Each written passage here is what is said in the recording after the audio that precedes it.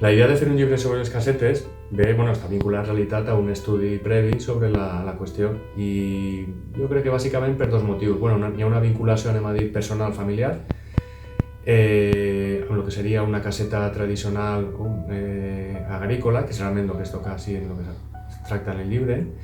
i per altra banda també, a banda d'aquesta vinculació personal, com a geògraf i com a persona que coneix i recorre, xafa el territori,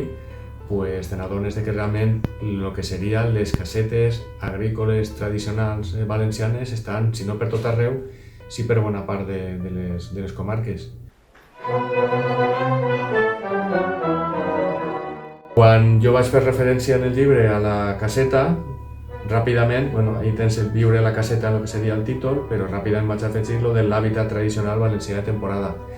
Perquè estem parlant per una banda de la caseta, no la caseta com a segona residència o com a xalet, que puguen entendre moltes persones avui en dia, sinó que estem parlant de les casetes tradicionals, primera qüestió.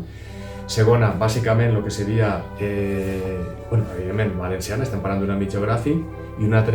qüestió important és que s'han utilitzat històricament com a residència temporal.